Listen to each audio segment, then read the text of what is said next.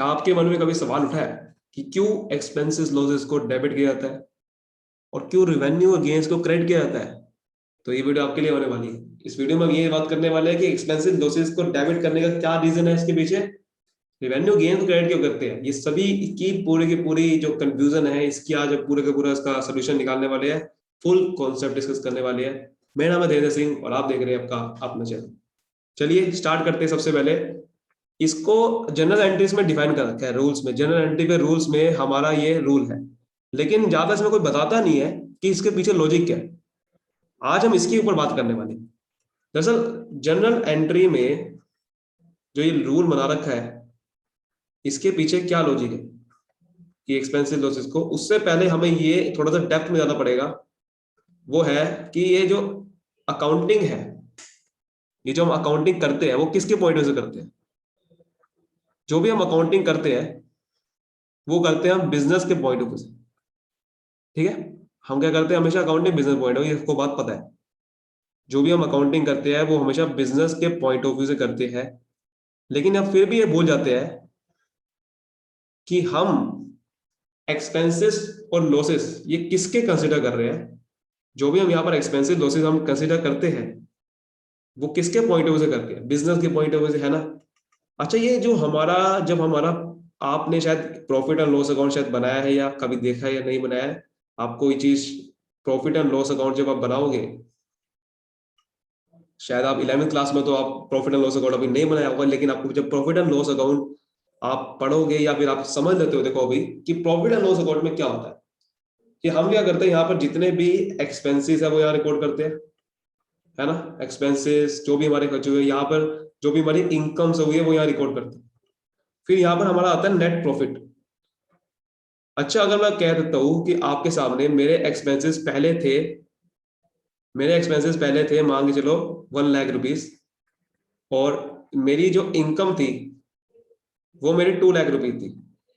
ठीक है, लेकिन अब मेरे ये बढ़ के 1,50,000 हो चुके हैं। इनकम मेरी वही की वही है, इनकम मेरी वही की वही है। ठीक है सर, इसका मतलब क्या है कि पहले मुझे फायदा होता था 1 लाख का, मुझे नेट प्रॉफिट आता था। ठीक है सर, लेकिन अब मेरा नेट प्रॉफिट कितना आएगा सर? सर मेरा नेट प्रॉफिट अब आएगा सिर्फ 50,000। बिल्कुल बात ठीक है सर। यानी कि मैं क्या करूंगा यहाँ पर 1.5 लाख लिखूंगा। ठीक है, और मैं यहाँ क्या करूंगा 2 लाख लिखूंगा इनकम, और मेरा नेट प्रॉफिट 50,000 आएगा। क्या आपको पता है नेट प्रॉफिट जाता कहाँ पर है ये? सर ये नेट प्रॉफिट जाता है हमारा बैलेंस शीट। बैलेंस शीट में जो कैपिटल होती है उसमें प्लस कर देते हैं, है ना। यही तो करते हैं ना हम। जो हमारी कैपिटल होती है, कुछ भी कैपिटल है, मान मैं कैपिटल कुछ भी है, मान के चलो कैपिटल मेरी अभी मैं मान लेता हूँ 1 लाख रुपए। जब मेरा पहला नेट प्रॉफिट हुआ था तो मेरा कैपिटल में कितना ऐड होगा? सर मेरा कैपिटल में सर, अगर मेरा पहला नेट प्रॉफिट था सर, मेरा कैपिटल 1 लाख में ऐड होकर मेरी कैपिटल 2 लाख हो जाती है। मैंने कहा बिल्कुल ठीक है, क्योंकि नेट प्रॉफिट क्या होता है? प्रॉफिट है। प्रॉफिट क्या होता है? हमारे लिए फायदा। तो ये क्या होता है, हमेशा कैपिटल में ऐड हो जाता है। और ऐसे ही कैपिटल में हमारा ये भी ऐड हो जाएगा, ये वाला नेट प्रॉफिट। क्या सर इन दोनों कैपिटल में कोई डिफरेंस आ रहा है? सर बहुत बड़ा डिफरेंस आ रहा है। यानी कि आज की जो नेट प्रॉफिट की अगर मैं कैपिटल में ऐड करूं तो ये बहुत बड़ा डिफरेंस आ रहा है। यानी कि पहले मेरी 2 लाख की कैपिटल होती थी, अब मेरे 1.5 लाख की होगी। अगर आपको पता है कि हम बिजनेस के पॉइंट ऑफ से अकाउंटिंग करते हैं तो आप मुझे बता दोगे कि ये मेरा फायदा है या नुकसान है।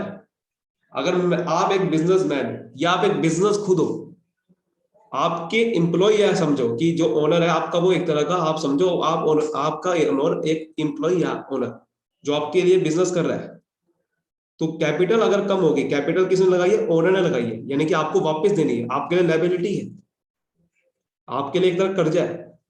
तो आपका फायदा हुआ है नुकसान हुआ है सर? सर फायदा हुआ है आपका। तो सर अगर आपका फायदा हुआ है तो ये आप हमेशा आप याद पता होना चाहिए आपको। मैंने वैसे इसके ऊपर भी एक वीडियो बनाई हुई है कि डेबिट और क्रेडिट का असली मतलब क्या होता है।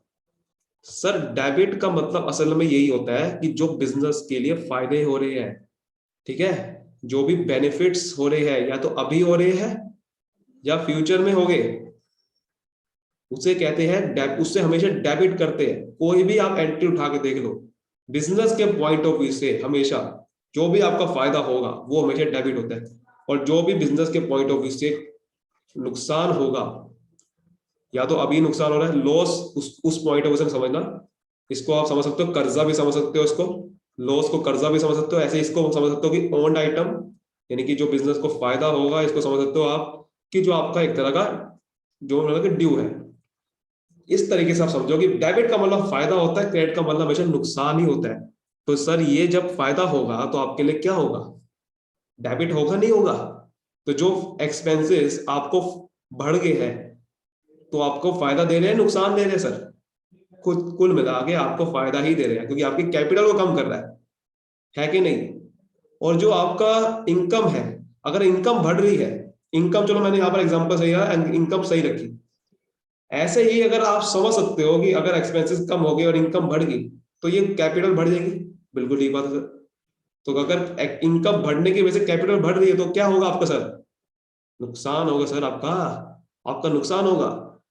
इसीलिए इसीलिए आपका जो भी एक्सपेंसेस होते हैं वो आपके लिए डेबिट होते हैं जब भी वो बढ़ते हैं, और जो भी इनकम होती है वो आपके लिए क्रेडिट होती है जब भी आपके लिए बढ़ती है।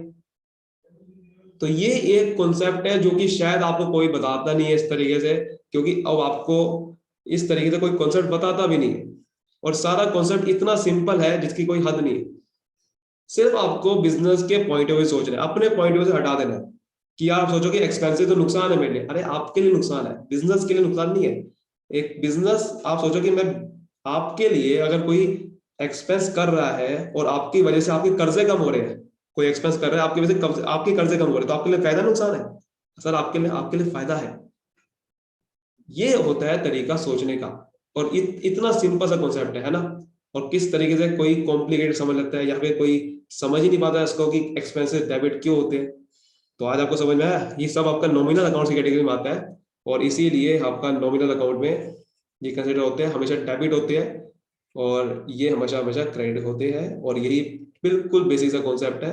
उम्मीद करता हूँ कुछ ऐसे समझ में आ गया होगा। ऐसे ही और वीडियोस देखने के लिए आप चैनल को सब्सक्राइब कर लीजिए, और कॉमर्स के बेसिक फंडे जाके प्लेलिस्ट में आप ऐसे ही धमाकेदार कॉमर्स के कॉन्सेप्ट सीख सकते हो, और आप बहुत अच्छे से कॉन्सेप्ट पे पावर ला सकते हो, कॉन्सेप्चुअल क्लैरिटी के लिए सकते हो। इस चैनल पे यही होती है। तो चलिए मिलते हैं अगली वीडियो में, तब तक ले bye bye, thank you so much, all the best. और ऐसे ही चैनल देखने के लिए आप सब्सक्राइब कर लीजिए, और बेल आइकन जो दबाना बिल्कुल ऐसी वीडियोस देखने के लिए। Thank you so much.